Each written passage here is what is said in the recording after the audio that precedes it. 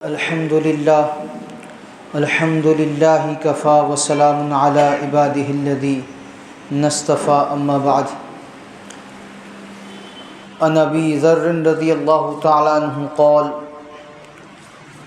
لی النبی صلی اللہ تعالی علیہ وسلم لا تحقرن من المعروف شیئا ولو ان تلقى اخاک بوجہ طلق رواہ مسلم او کما قال علیہ الصلاۃ والسلام اللہم صلی علی سیدنا محمد وعلی آل سیدنا محمد بارک وسلم اللہم صلی علی سیدنا محمد وعلی آل سیدنا محمد بارک وسلم اللہم صلی علی سیدنا محمد وعلی آل سیدنا محمد بارک وسلم۔ تو اگر نواز دے تو تیرا کرم ہے، ورنہ تیرے رحمتوں کا بدلہ میری بندگی نہیں ہے۔ معزز سامعین کرام، ملت اسلامیہ کے عزیز نوجوان بزرگان ملت، گزشتہ 4 ہفتوں سے ہم الحمدللہ آسان نیکیوں کو سن رہے ہیں۔ معمولی توجہ پر، دھیان پر، کوشش پر،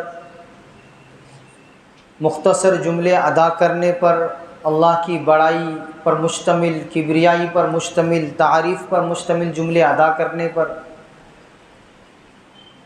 اللہ کی دی ہوئی نعمتوں پر شکر ادا کرنے پر، آنے والے حالات پر صبر کرنے پر بہت آسانی کے ساتھ بندہ اپنے نامہ اعمال میں نیکیوں کا اضافہ کر سکتا ہے۔ اسی سلسلے کی ایک کڑی ہے کہ حضرت انسان خصوصاً مسلمان ہر قابل ذکر کام پر بسم اللہ کہے، بسم اللہ سے اس قابل ذکر کام کو شروع کرے۔ یہ اسلامی شعائر میں سے ہیں جن سے مسلمان پہچانا جاتا ہے۔ حضرت صلی اللہ تعالی علیہ وسلم کا ارشاد ہے، کل امرئ ذی بال لم یبدا فیہ بسم اللہ فہو ابتر۔ ہر وہ کام کہ جسے بسم اللہ سے شروع نہ کیا جائے وہ ناقص اور ادھورا ہے، نامکمل ہے وہ کام۔ حضرت صلی اللہ تعالی علیہ وسلم کی سنت ہے کہ ہر قابل ذکر کام سے پہلے بسم اللہ ضرور پڑھا کرتے تھے۔ ہر مسلمان کو اس سنت کا اتباع کرتے ہوئے بسم اللہ سے کام شروع کرنے کی عادت ڈالنی چاہیے۔ گھر میں داخل ہوتے وقت، گھر سے نکلتے وقت، سواری پر سوار ہوتے وقت، سواری سے اترتے وقت، مسجد میں داخل ہوتے وقت، نکلتے وقت، بیت الخلاء میں داخل ہونے سے ذرا پہلے، بیت الخلاء سے باہر نکلنے کے فوراً بعد، کچھ کھانا ہے کھانے سے پہلے، کھانے سے فارغ ہو گئے، پانی پینا ہے پانی پینے سے پہلے، نیا یا پرانا جو بھی کپڑا پہننے سے پہلے، جوتا پہننے سے پہلے، غرض کے ہر وہ کام جس کو آپ کر رہے ہیں بسم اللہ سے اس کو شروع کریں گے۔ اسی طرح خواتین جب کھانا پکانا شروع کرے گی تو وہ بسم اللہ پڑھیں۔ کھانے میں کوئی چیز ڈالنی ہے تو بسم اللہ پڑھ کر ڈالیں۔ کھانا چکھنا ہے تو بسم اللہ پڑھ کر چکھیں۔ کھانا جو کچھ بھی چننا ہے، چاول چننے ہیں، گیہوں چننے ہیں، بسم اللہ پڑھ کر چننا شروع کریں۔ کوئی کپڑا سلنا ہو، بننا ہو، بسم اللہ سے شروع کریں۔ بچے کو کپڑے پہنائیں تو بسم اللہ کہہ کر پہنائیں، اس کو بسم اللہ پڑھنے کی عادت ڈالیں کہ وہ بھی جب کپڑا پہن رہا ہو تو بسم اللہ کہے۔ غرض کہ اس طرح اپنے روزمرہ کے کاموں میں بسم اللہ سے شروع کرنا اپنے معمولات میں شامل کر لیا جائے تو یہ ایک ایسا عمل ہے جس میں محنت اور دشواری بالکل نہیں، اور ذرا سے دھیان سے انسان کے نامہ اعمال میں نیکیوں کا مسلسل اضافہ ہوتا رہتا ہے۔ بلکہ اس عمل کی برکت سے بظاہر دنیاوی جو کام ہم کو ہوتے ہوئے نظر آ رہے ہیں، ہمارے جو دنیاوی کام ہم روزمرہ کے کام کر رہے ہیں، وہ کام بھی اس عمل کی برکت سے بذات خود عبادت بن رہے ہیں۔ آپ کا ہر عمل، زندگی کا ہر عمل عبادت بن سکتا ہے اگر آپ اس کو اس طریقے کے ساتھ کرو۔ مومن ہیں، ایمان والے ہیں، ہمیں اپنے ہر کام کی شروعات بسم اللہ سے کرنی ہے۔ پھر آگے فرمایا کہ ایک کافر اور ایک مومن دونوں بھی دنیاوی کاموں کو انجام دیتے ہیں۔ ہر وہ کام جو ہم کر رہے ہیں کافر بھی کرتا ہے، پھر ہم میں اس میں فرق کیا؟ تو فرمایا کہ ایک کافر دنیاوی کاموں کو غفلت کے ساتھ کرتا ہے، اور مومن اپنے ہر کام، اپنے ہر دنیاوی کام کے آغاز میں بسم اللہ پڑھ کر یہ تصور کرتا ہے کہ اللہ کی توفیق سے، اللہ کے نام سے یہ میں شروع کر رہا ہوں، اس میں میرا کوئی کمال نہیں، میری کوئی صلاحیت نہیں، اور یہ انجام تک پہنچے گا کیونکہ میں نے بسم اللہ پڑھی ہے۔ اور اس کے ادھورا رہ جانے کا خطرہ ہے اگر بسم اللہ نہ پڑھی جائے۔ مستقل ایک کتاب مفتی شفیع صاحب عثمانی دامت برکاتہم کی بسم اللہ کے فضائل مسائل مطالعے کے قابل چیز ہے، اسے پڑھنا چاہیے۔ دوسرا عمل جو سہل نیکی ہے، آسان نیکی ہے، مسلمانوں کو سلام کرنا بھی اسلامی شاعر میں ہے، جن سے ایک مسلمان کی شناخت ہوتی ہے، اس کے بہت سارے فضائل احادیث میں آئے ہیں۔ خاص طور پر کسی مسلمان کو سلام کی ابتدا کرنا بہت بڑی نیکی ہے۔ حدیث میں ہے کہ لوگوں میں اللہ تعالیٰ سے قریب تر وہ شخص ہے جو سلام کرنے میں ابتدا کرے، شروعات کرے، ابو داؤد شریف کی روایت ہے۔ اب یہ ضروری نہیں ہے کہ صرف آدمی اپنے جانکار لوگوں کو ہی سلام کرے، بلکہ جن کو انسان پہچانتا ہو چاہے نہ پہچانتا ہو، صرف اتنا معلوم ہو کہ یہ مسلمان ہے، اس کو وہ سلام کر سکتا ہے، اس کو کرنا چاہیے۔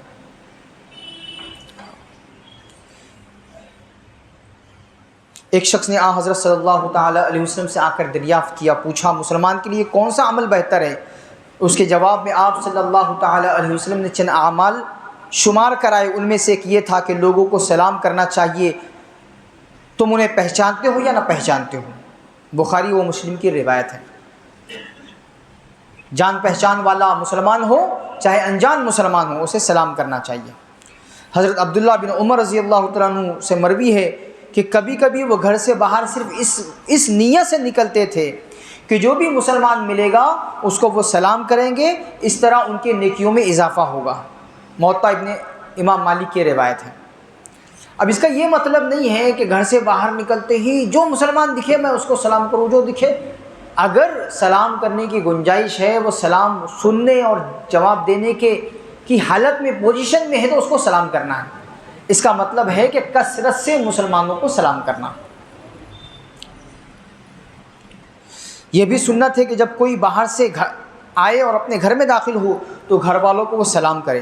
حضرت صلی اللہ تعالی علیہ وسلم نے اپنے خادم خاص حضرت انس رضی اللہ تعالیٰ عنہ سے فرمایا، بیٹے جب اپنے گھر میں داخل ہو تو ان کو سلام کرو، یہ عمل تمہارے اور تمہارے گھر والوں دونوں کے لیے باعث برکت ہوگا۔ ترمذی شریف کی روایت ہے۔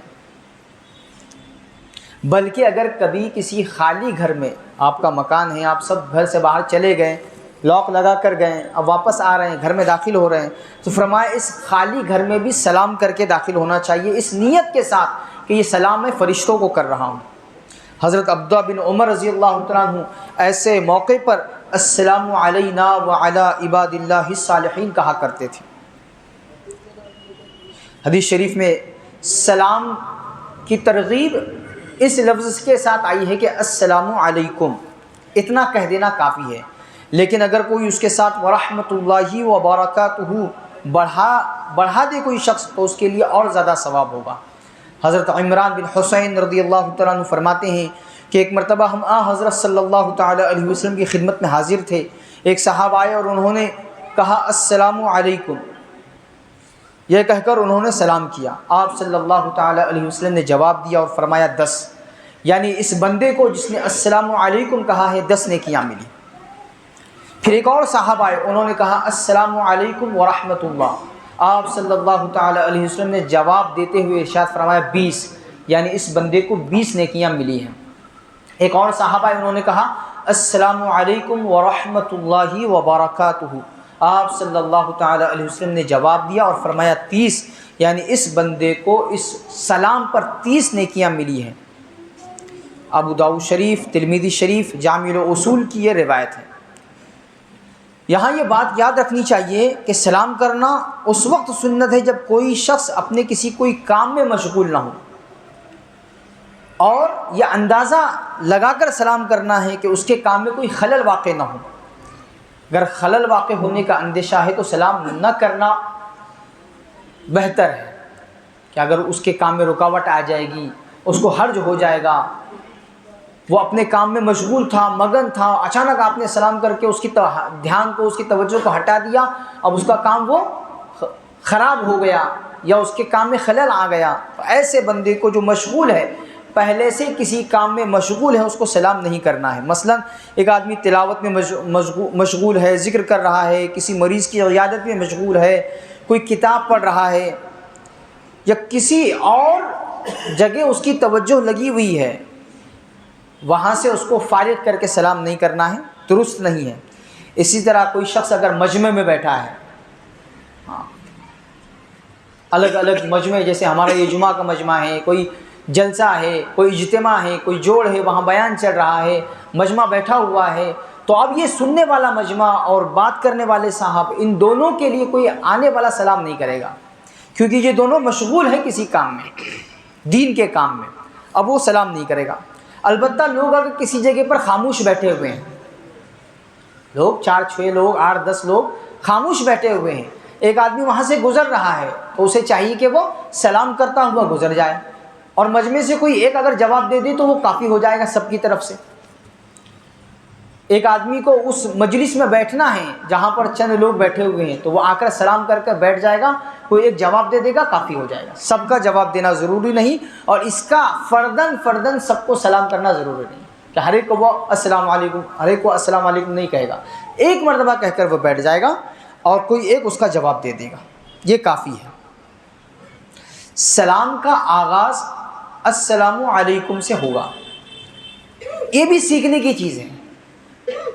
ہم میں سے اکثر ایسے ہیں جن کو صحیح تلفظ والا سلام آتا ہی نہیں، الگ الگ ڈھنگ کے الگ الگ تلفظ کے سلام سننے کو ملتے ہیں۔ کچھ لفظ تو ایسے ہیں کہ اگر اس کا آپ میننگ نکالو، ترجمہ نکالو، تو بدوا نکلے گی۔ ہم سلامتی کی دعا دے رہے ہیں اور سامنے والے کو اپنے زبان سے ایسے لفظ کہہ کر کے جو معنی کے اعتبار سے صحیح نہیں ہوتے، وہ بدوا بن جا رہے ہیں۔ السلام علیکم، السلام علیکم، عجیب لفظ، تو صحیح تلفظ سیکھنا ہے، تھوڑا سا دھیان دیں گے سیکھ جائیں گے۔ السلام علیکم ورحمۃ اللہ وبرکاتہ، یہ ہے صحیح طریقہ سلام کرنے کا۔ اب اگر کسی صاحب نے کسی ایسے بندے کے بارے میں کہ جو موجود نہیں ہے، آپ کے سامنے اس کا سلام پہنچایا، یا کوئی خط، کوئی لیٹر کے ذریعے آپ کو کسی نے سلام کہا، تو فرمایا جس وقت یہ اطلاع آپ کے کانوں میں پڑ رہی ہے، اس وقت آپ کو جواب دینا بہتر ہے، اسی وقت آپ وعلیکم السلام کہہ دیں گے، جواب ہو جائے گا۔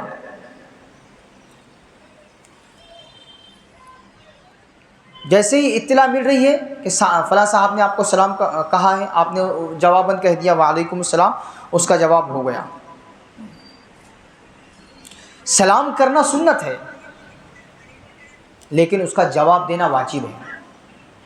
ایک آدمی اگر کسی سلام کرنے والے کے سلام کا جواب نہیں دے گا تو فرمایا وہ گناہ گار ہوگا، اس کے اس عمل پر اس کو گناہ ملے گا،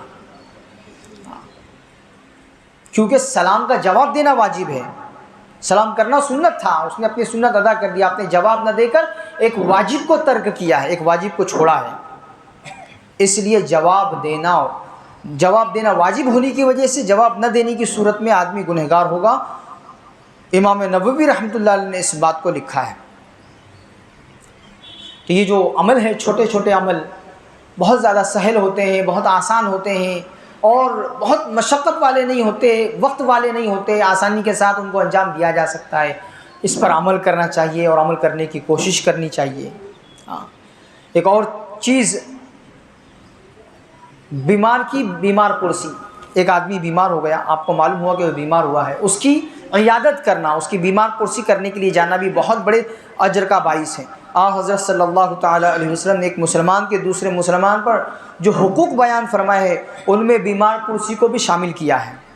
فقہا نے اسے واجب تک لکھا ہے، فقہا حضرات فرماتے ہیں یہ واجب ہے، لیکن صحیح ہے کہ یہ سنت ہے۔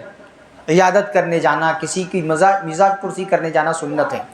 حضرت ثعبان رضی اللہ تعالیٰ عنہ سے روایت ہے کہ حضرت صلی اللہ تعالیٰ علیہ وسلم نے ارشاد فرمایا جب کوئی مسلمان اپنے کسی مسلمان بھائی کی بیمار پرسی کرنے کے لیے جاتا ہے تو وہ مسلسل جنت کے باغ میں رہتا ہے۔ صحیح مسلم کی روایت ہے۔ حضرت علی رضی اللہ تعالیٰ عنہ فرماتے ہیں کہ میں نے حضرت صلی اللہ تعالیٰ علیہ وسلم کو ارشاد فرماتے ہوئے سنا جو کوئی مسلمان صبح کے وقت کسی دوسرے مسلمان کی عیادت کو جاتا ہے تو شام تک 70,000 فرشتے اس کے لیے دعائے خیر کرتے ہیں، اور جو شام کو جاتا ہے صبح تک 70,000 فرشتے اس کے لیے دعائے خیر کرتے رہتے ہیں، اور اس کو جنت کا ایک باغ عطا کیا جاتا ہے۔ ترمذی شریف کی روایت ہے۔ حضرت صلی اللہ تعالیٰ علیہ وسلم کا مستقل معمول تھا کہ آپ اپنے ملنے جلنے والوں میں سے کسی کی بیماری کی اطلاع ملتی تو اس کی عیادت کے لیے تشریف لے جایا کرتے تھے۔ عیادت کے آداب میں یہ ہے کہ مریض کے پیشانی پر ہاتھ رکھ کر اس کا حال پوچھا جائے، بشرطے کہ ہاتھ رکھنے سے اسے تکلیف نہ ہو۔ ایک آدمی اس کے سر میں بہت زیادہ درد ہے، آپ نے اپنا ہاتھ بھی اس کے سر پہ رکھ دیا تو اور زیادہ وہ تکلیف کا شکار ہو گیا، تو ایسے نہیں۔ اگر اس کی طبیعت میں اسے وہ ہاتھ رکھنا بار نہ معلوم ہو رہا ہو تو سر پر ہاتھ رکھ کر عیادت کی جا سکتی ہے۔